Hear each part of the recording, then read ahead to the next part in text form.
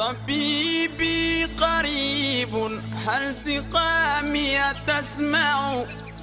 يقابلني يوم المقفى المشفع أراني إذا ما جئت يوما محمدا تحقق. أعوذ بالله من الشيطان الرجيم بسم الله الرحمن الرحيم. mbokk yéen ñi bàyyi xel saa su nekk seen émission bi nga xam ni maa ngi ko tuddee Al Hidayatu di émission njub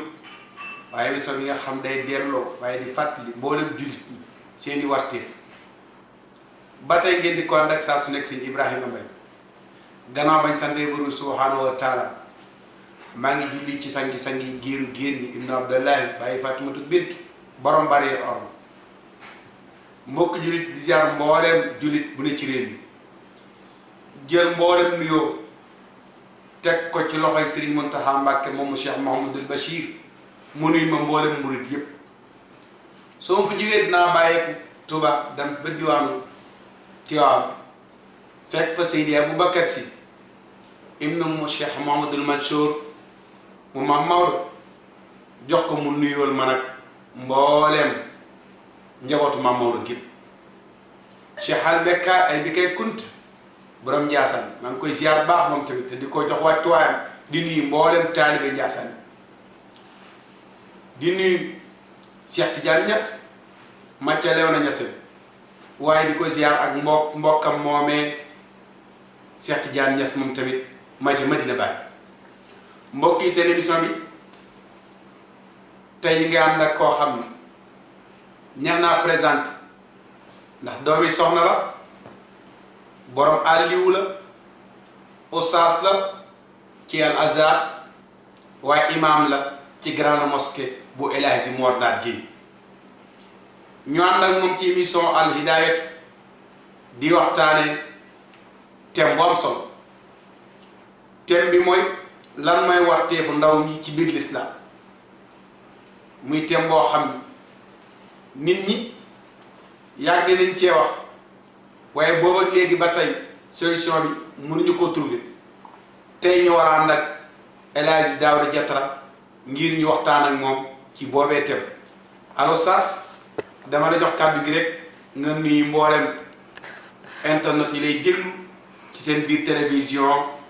Mbour Vision allo Sass bismillah.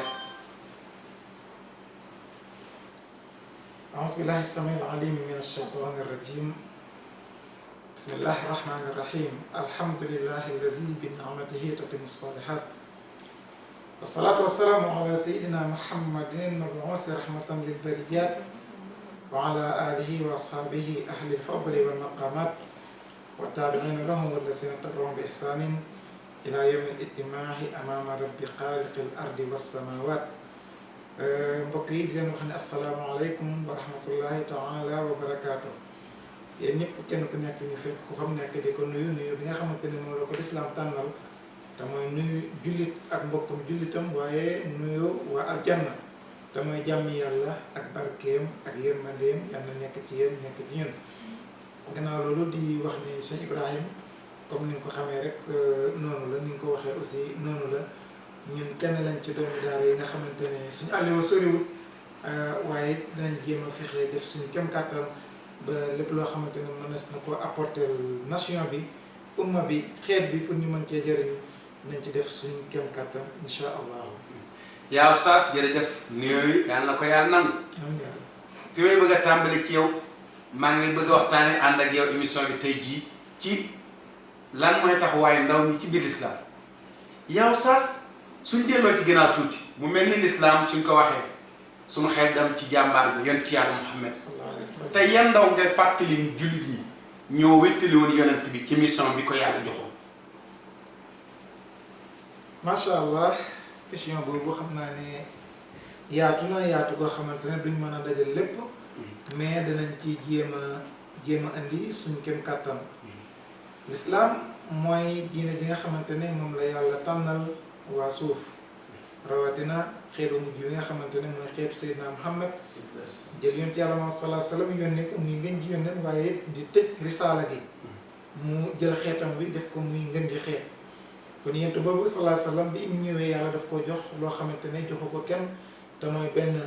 constitution boo xamante ne du soppeeku du changer te du màggat te saa su nekk dafa valable ci jamono ju nekk ak waxtu bu nekk ak heure bu nekk. bi mu koy yónni daf koy yónni ci ay xat-xat yoo xamante ne yu ay circonstances yu xaw a critique parce que booba jamono boobu lëndëmoon na daanaka réer xawoon naa jeex ci kaw suuf ñi nga xamante ne ñoo ci ngëboon mu doonoon ñu tuuti mbew gënoon a yaatu gën a yokku gënoon a fés ba jàppoon nañ ne jamono booba lu dul mbew rek yaakaar nañ ni amutoon yàlla yónni yonent yàlla sallallahu alayhi wasallam bu ñu ko yónnee mu ñëw war a indil nit ñi njub googu nag yonent yàlla sallallahu alayhi wasallam bi mu ñëwee ñi ko ci gën a dimbale ñi ko ci gën a taawu ñi ko ci gën a tax mission boobu réussir mooy ndaw ñi nga xamante ne ñoom la àndoon ndaw ñi nga xamante ne ñoo nekkoon ci wetam di ko jàppale di ko dimbale ànd ak moom ci li nga xamante ne moom mooy woote boobu moo tax kon dañuy gis ne l'islam buñ tuddee ndaw surtout daf koy jox benn gëdd boo xamante ne gëdd bu am doole la daf koy jox benn wàccuwaay boo xamante ne wàccuwaay bu rëy rëy la ndax xam nañ ne ndaw moom mooy kenn li nga xamante ne moom mooy taawu développement société développement humain bu ñu neexee wax ko parce que dara mënut a dox te ndaw néew ca kon donc l'islam dafa gis ne ndaw moom mooy li nga xamante ne moom mooy taawu développement boobu waaye moom mooy yor décision yi nga xamante ne décision yu am solo la yoo xamante ne ci décision yooyu ci la ñuy mën a avancer ci la ñuy mën a yokkoo moo tax it ñu gis ne kon ndekk ndaw ñooñu ñoom ñoo doonoon ñi nga xamante ne ñoom ñoo taawu woon li nga xamante ne moom la yonent yàlla Muhammad sallallahu alayhi wa sallam andi woon te mooy yonent gi nga xamante ne moom la bëgg a tasaare njub gi nga xamante ne moom la bëgg a tasaare ci kaw adduna bi waaye ci kaw suuf ba tax ñooñu bëree bëri ci ñooñu noonu ñoo doonoon ñi nga xamante ne ñoom ñoo ko doon dimbalee di ko jàppalee doonoon ay faram ko côté bu nekk ci wàllu bu nekk kon donc yaakaar naa ne ndaw l'islam bàyyilu ko ginnaaw ndax à chaque fois fu ñu ko fekk da leen di favoriser waaye di leen gëddaal di leen gën a soññ di leen gën a ñaax di leen gën a jox ay wàccuwaay yoo xamante ne yu am solo la ci l'islam leneen yaaw saas yaakaar naa kàddu gi am na solo su ma la dégloo tuuti day mel ni kon li nga wax léegi damay delluwaat ni l'islam jamono jii may wax ak yow mante dem sans taxawaay ndaw ndax loolu tey jii mën ngaa wane ni exemple joxe li tax l'islam mante dem sans ndaw ñi tey. macha allah loolu question bu am solo la suñ delluwaatee tuuti jàngataat siira yonent yàlla Muhammad sallallahu alayhi wa sallam mooy histoire yonent yàlla Muhammad sallallahu alayhi wa sallam dañuy fekk ne ndekete ñi ëppoon ci ñi ko doon dimbale ay ndaw lañu woon ay ab jeunesse la woon ay jeune lañu woon yoo xamante ne yu amoon taxawaay lañ yu def ay effort yu rëy rëy yu def ay jaloore yu rëy rëy ci biir l'islam soo xoolee ki ko njëkk a gëm ci mag ñi mooy Seydina Aboubacar radiyallahu anhu jamono bi ñu koy gëm moom Seydina Aboubacar booba 38 ans la am kon ñu gis ne booba ba léegi ak ndawe des na ci moom waaye ki ñeenteel ci ñi gëm Babacar moo njëkk a gëm ci góor ñu mag ñi Xadijatu moom moo njëkk a gëm ci jigéen ñi mais ci ndaw ñi Seydina Ali ibn Abi Talib radiyallahu anhu moom moo ci topp nga xam ne kooku moom bi muy gëm di dugg ci diine booba ci ay fukki at la toll wala fukki at ak benn nga gis ne kon ñu mel ni Seydina Ali ibn Abi Talib ñu bëree bëri ñu mel ni ñoom jamono booba ànd nañu yonent bi jamono booba dimbali nañu yonent bi te booba ay ndaw lañ yoo xamante ne ndaw yu tout tànk lañ ñi ci gënoon a mag daanaka ci ay 15 ans la ñuy toll jëm ko ku mel ni ku ñuy wax Saad kooku bokk na ci ndaw ñi nga xamante ne ñu l'islam ndamoo lañ ñu am apporté l'islam lu yaatoo yaatu la ak ku ñuy wax Zubayr bokk na ca Abu Jandal Abi Basir ak Al-Hasan Al-Husayn mooy ñaari sëtu yonent Yàlla Muhammad yooyu ak Asma bintu Abi Bakr zaatu nitaqayni kon ñu gis ne ndekete ndaw ñi bu ñu ko waxee doonutoon jigéen góor ñi kese mais jigéen ñi it am nañ ci ay rôle yoo xamante ne joué nañ ko ci islam lu rôle yu rëy yoo xamante ne bu toltoon ñoom mën naa am l'islam réussite bi mu réussite dana yéex ci ni mu ko réussir incha allah waaw yaa saas ndeysaan li nga tontu am na solo dox nga ko léegi l'islam tey ndaw ñi ji góor ak jigéen am nañ ci rôle bu am solo buñ ci joué muy warteef tey jii nag ci seen warteef ñoom lan mooy li nga xam ni mooy warteefu ndaw ñi ci biir l'islam nag ci góor ba ci jigéen tey. macha allah laaj boobu am na solo tey laaj la boo xam ne bu jar a laaj la waaye bala maa tontu ci loolu rek dama doon bëgg joxe ñaari misaal ci rôle yi nga xamante ne ndaw ñi joué nañ ko ci l'islam ñu door a ñëw ci li nga xamante ne mooy salaat bi. ndeysaan day am solo. sànq bi ñuy waxtu nañ Seydina Ali bin Abi Talib radiyallahu anhu ñoom gis nañ ni kenn ku nekk xam na ne ku foor la woon. waaye ànd ak li ñu ko bëgg a tuddal loolu bokk na ci histoire yi gën a riche yi nga xamante ne apporté na ko l'islam. ndax boo xoolee yonent yàlla Muhammad sallallahu alayhi wasallam yàlla daf ko yónni mu nekk Madina. nekk fa fukki at ak ñett di woote. ñu néew gëm ko. ba yàlla digal ko mu gàddaay. mu sant saaba yi ñu gàddaay. biñ gàddaayee ñu dem ba daanaka moom rek moo fi des ak ñenn ñu néew waa mag remarqué ne jullit ñi nga xamante ne ñoo nekkoon Madina ñëpp dem nañ te kon yonent yàlla Muhammad sallallahu alayhi wasallam fas yéene leen a dabi. ñu daal di woote benn assemblée générale. daal di ne nañ xool ci mbiru yonent bi nuñ koy def parce que peut-être bu génnee fii mën na fi indi loo xamante ne ëllëg ñun lañ doon bañ dana ñëw dominer li nga xamante ne moom la suñu maam bi newoon. ñu def seen assemblée générale biñ jubóo ñu ne kon ku bëri bokk la ku bëri askan la borom meen la niñ ko mën a daal mooy dañ koy boole assassiné ko niñ koy royee mooy dañuy tànn ci giir yi fi nekk benn xale bu góor boo xam ne bu am doole lay doon sawar man jaas yi su ko defee ñu tëraanu ko. tëraanu mooy bàyyi ba guddi fi nit ki war a jaar ñu kar ko fa. loolu mooy tëraanu. buñ ko tëraanoo bu fajar jotee ba julli ci fajar rek ñu songandoor ko cawandoor ko seen jaas yi su ko defee mu daal di dee su ko defee nit ñi noppalu ci moom su ko defee waa ay mbokkam duñ mën lu ñu laaj ko diye ñu laaj ko ndàmpaay ñu jox leen ko su ko defee ñu noppalu ci ay mbiram. yàlla subhanahu wa ta'ala xamal yonent bi loolu digal ko mu gàddaay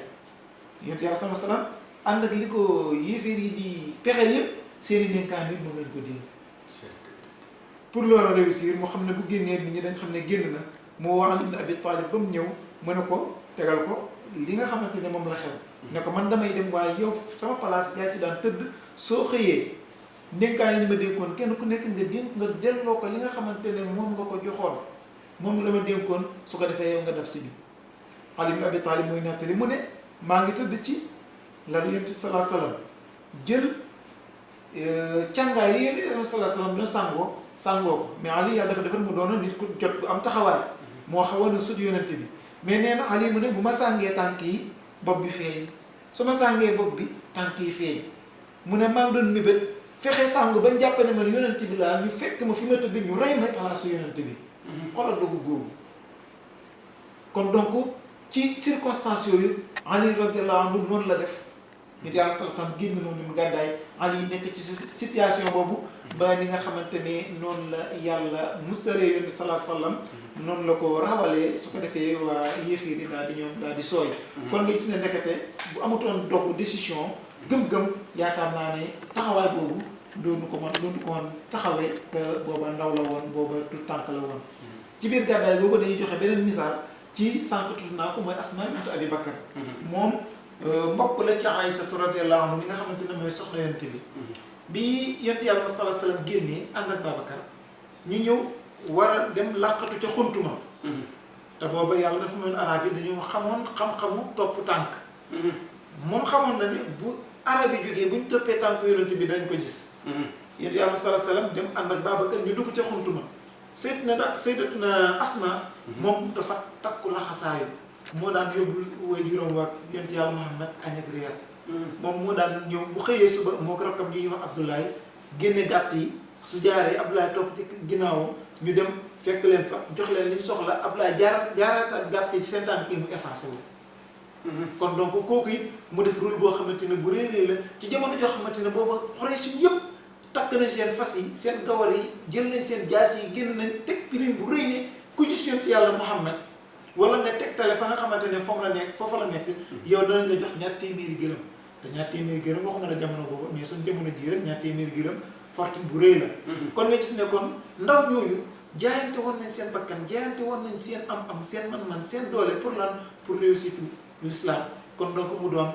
ay taxawaay yoo xamante ne yu am solo la moo taxit Ali moom ma lay wax Yonent yàlla sallallahu alayhi wasallam fayee na ko ma des na ko wax ndax biñ demee ci xaswatu Xaybar mu doonoon guerre bu métti boo xamante ne diggante jullit ñi la woon ak yahud yi dañoo def ay jours mënuñoo ubbi seen tata ji ba benn bis Yonent yàlla sallallahu alayhi wasallam daal di ne suba de dinaa jox raaya ji waa joo xamante ne sopp na yàlla akub yonentam waaye yàlla akub yonentam sopp na ko. ndeysaan. kon baat boobu keroog ñu ngi dégg Omar ibn Khattab mu ne musuma mébét dara ci aduna mais keroog mébét naa yonent yàlla Muhammad jox ma raaya bi ndax baat bi mu ne yàlla akub yonentam sopp nañ ko. te boobu Ali na koy moom. te boobu Ali na koy moom. bi xëyee ñi jàpp ne Babacar la parce que moo doonoon mag moo gënoon a jege yonent bi doonoon xaritam lool ñi jàpp ne Omar la parce que moom moo doonoon ki gënoon a dëggu gënoon a jàmbaar ñi jàpp ne Omar Ousmane la parce que moom mooy gën a jege ci yonent bi sallallahu alayhi wasallam mais bi mu xëyee mu woo Ali fekk bët yi mi ngi wanante ba mun la gis mu ñëw ñu ne ko Ali de mënut a gis ndax mun sax ndox ndax wanante bu métti mu ne indi leen ma ko ñu lëngu ko indi ko bi ñu ko indee mu raay bët yi wanante wi dañ su ko defee ba jox ko raaya ba bi mu demee ci la ñu ubbi tata yooyu ñu daal di tas Xaybar l'islam dugg Xaybar tasaaroo fa kon ñu gis na nekkate loolu lépp gone moom moo ko def yooyu yëpp ndaw moo ko def ñu doonoon ndaw yoo xamante ne yu am fulla lañ waaye yu am taxawaay lañ waaye yu amoon gëm-gëm la kon su ko defee yaakaar naa ne loolu ñaari misaal yooyu buñ ci taxawee dañuy daal di mën a tontu sa laaj bi nga xamante ne moom nga doon laaj sànq. waa mbokki julliti ba tey yéen a ngi ànd ak seen Ibrahima Mbaye seen émission Al Hidayatu ci seen télévision bi nga xam ne moo xew ci jamono di Mbour Vision yow may teelu ba tey maa ngi ànd ak Oustaz Daouda Diattara ni ma koy waxee boobu ak léegi ñi waxtaane thème bi nga xam lan mooy taxawaayu ndaw ñi ci biir diine ji yaa Oustaz ba tey damay continuer ci yow léegi leeral nga ko taxawaayu ndaw ñi neen l'islam programme yi fi leen l'islam teg ñu seen jamono ji tey ni jamono ji di doxee bëri na ndaw ñu bëri nekkuñu foofu lan moo waral foofu ca basage ba ca yarin wa jikko ya am ban jàngat nga am ci ni li tax ndaw ñi tey seen absence ci diine ji nit ñi remarqué ko. waaw xam naa ne côté boobu mën naa am ay aspects yu bëri la. yoo xamante ne peut-être day laaj ay jotaay yu gën a yaatu. mais xanaa ku ne xaal liñ ci mën a tënk. mooy absence bi nga xamante ne moom la ñu remarqué ndaw ñi absenté nañ ko ci wàllu éducation. religieuse. mooy bi ci njëkk mooy. jiital adduna. parce que jamono bu njëkkoon. mag ñi dañ daan yar gone yi. ci ñu doylu bañ a jiital addina mais jiital seen diine. mais léegi nag boo xoolee contraire bi moo am au lieu ñu jiital diine teg ci adduna contraire bi moo am dañoo jiital adduna teg ci diine moo tax te bu adduna jiitoo rek diine des ginnaaw. moo tax dañoo jël adduna def ko ci xol yi daal di dindi li nga xamante ni moom fa lañu waroon def diine. def fa adduna. moo tax boo xoolee seen absence yaatu lool. beneen bi des mooy ñàkk kilifa. ndaw yi léegi dañoo ñàkk kilifa. booba ndaw da daan am kilifa. am ku muy déglu. lu mu ko digal mu def. lu mu ko teree mu ba. su bëggee dara diisoo caat moom. kon donc loolu noonu dañ ko remarqué ci façon boo xamante ne bu jéggi dayo la. léegi nit ki daanaka da ngay judd rek doon sa kilifa bopp. moo tax dañ daan wax ci masalu wolof. ku amul kilifa ji doon sa kilifa. damaa yaakaar ne foofu lañ toll jamono ji. dooguma la foofu sa waykat am na way na ko ne am kilifaay li am solo. boo ko amee am nga solo. boo ko amul yomb ba max. te nee na ku wiiru suñ la bërëm ba ma xëy da ngay daanu. waaye ku fexee ba ñëw ci guy taxaw fa suñ la buuxee tamit guy gi na la jàppale kon am kilifa day am solo. dama lay bàyyi nga jaar ci beneen ponk. macha allah loolu am na solo ci li nga wax foofu dañ ci génne benn anecdote boo xamante ne ba am solo la gis nga Mame Alla. xam nga gaynde mooy roi de la forêt. mais li ñuy am doole. Mame Alla bu amee fu mu des taatam bi. gaynde mënulu ko dara. waaye Mame Alla it génn gi. dafa jege butit yi ba nga xamante ne bu ci gaynde yi jàpp rek butit yi di génn. nga gis ne kon nekkate wéeruwaay. dafa am solo. Mame Alla heure bu amul fu mu wéeru. keroog gaynde mën na koo reere mais bu amee fu mu wéeru taatam bi ba nga xamante ne wóor na ko ne génnam gi ñoŋ na. génnam gi fi mu toll nii gaynde mënut ci dara. fii ba suba moom gaynde gi dañ cay dem ba jeex. kon donc nga gis ne fi mu toll nii ñun ay wéeruwaay lañ amoon. mais nag dañ ko ñàkk léegi jeunesse bi loola la ñàkk. moo tax ñu yomba ba wax moo tax ñu yomba taraxis. yow sax tey su ma doon ñëw ci ñun Sénégal suñu wéeruwaay tey yan wéeruwaayu Sénégalais yi ngay jox tey ndaw ñi ni leen ñii def leen ay repères. yaakaar naa ne duñ sori. ndax suufu Sénégal li fi yàlla def dafa ko fenn. Makka la yàlla wàccee l'islam. Medina la ko tasee. waaye Sénégal fii sax na fi sax. ku mel ni Alaaji Omarul Fuutiyu Taal. kooku wéeruwaay la. ku mel ni Cheikh Ahmad Bamba radiyallahu anhu. kooku wéeruwaay la. ku mel ni Alaaji Malick Sy radiyallahu anhu. kooku wéeruwaay la. ku mel ni maa Alaaji Abdoulaye Niass ak doom ja Baye Niass ay wéeruwaay lañ boo xoolee nga dem ci famille omarienne bi di aj may xaar ñoom ñëpp kenn ku nekk def na fi loo xamante ne buñ ci jàppoon duñu réer moom la ñu ci yàlla max ma doon wàccaa di samp ne bàyyi naa leen ay kuutaay yoo xamante ne fii yéen a ngi jàpp ñoom du ngeen réer waaye Sénégal fii kuutaay yooyu fii la ne kon donc mooy kenn ku nekk buñ la dàqee am na foo dellu kon donc olof Ndiaye day wax ne ku wàcc sa ànd boo dem fekk fa borom kon ñun kenn ku nekk buñ la dàqoo rek am na foo dellu mën faa wéeru foo mën a def repère ba mën a jëriñ ci sa àdduna mën a jëriñ ci société bi mais malheureusement léegi loola lañ dindi teg fële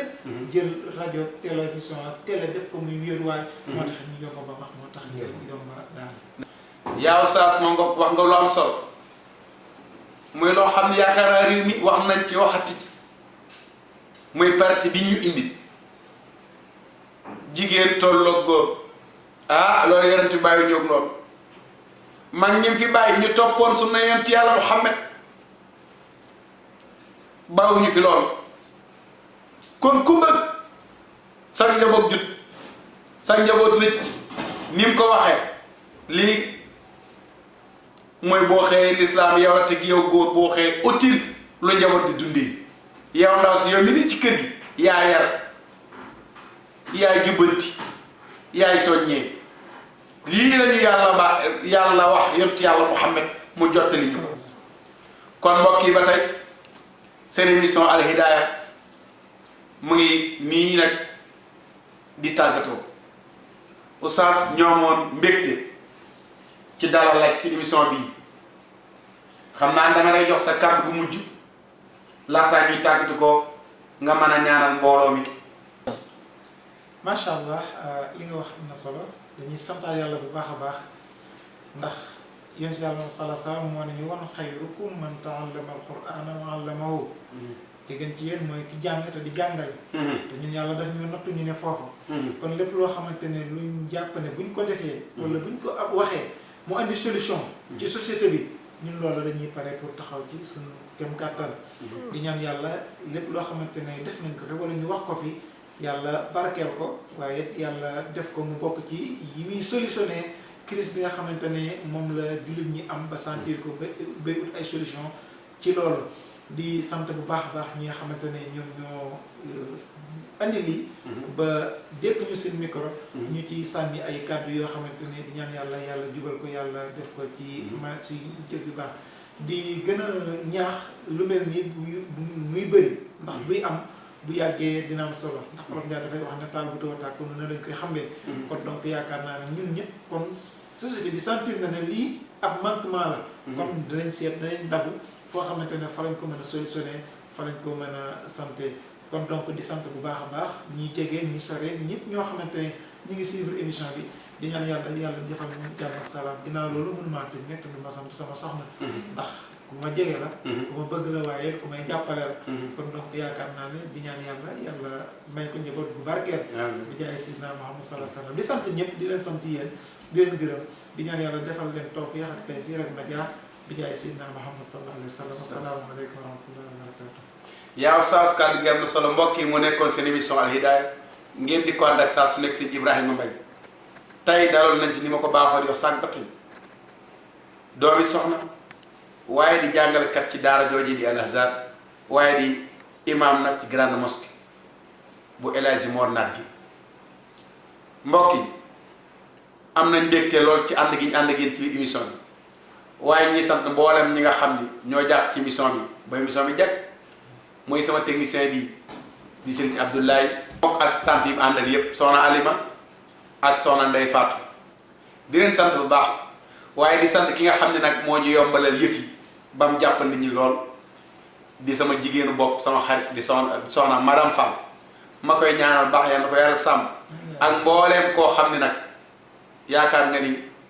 Mbour Vision wala sa émission Al Hidayah wala sama jëmm ji di Serigne Ibrahima Mbaye mbégte nga ko def soxna Ndeye Marème ñoo ngi koy nuyu baax waaye di ziar baax sama xaritu bopp nag di sëñ Ibrahima Jatara borom Italie fàttewuma bàyyi moom tamit di ko nuyu ak nuyu waaye Italie gépp di nuyu mboolem jànkat xasaat yi nekk ci dëkk bi ñu ngi lay nuyu waaye di ma ko baaxoo di nuyu mboolem nabiyee yi nag di ko teg ci loxoy Mamor Samb mu nuyu ma mboolem nabiyee yëpp waaye di jël mbooleem nabiyen yi nga xam ne ñoo féete boori coose garaam bu di ko ni ma koy baaxoo di waxee saa su nekk di ko teg ci loxo Cheikh Sadbou Samb moom suñu Baye Mbaye Ndiaye Samb mbokki julliti maa ngi leen jox di daje incha allah jamono yi ci seen émission Al Hidayah. طبيبي قريب هل سقامي تسمع يقابلني يوم المقفى المشفع أراني إذا ما جئت يوما محمدا تحقق آمالي كما أتوقع محمد خير العالمين وسيلتي أتاك خديم ضارع يتشفع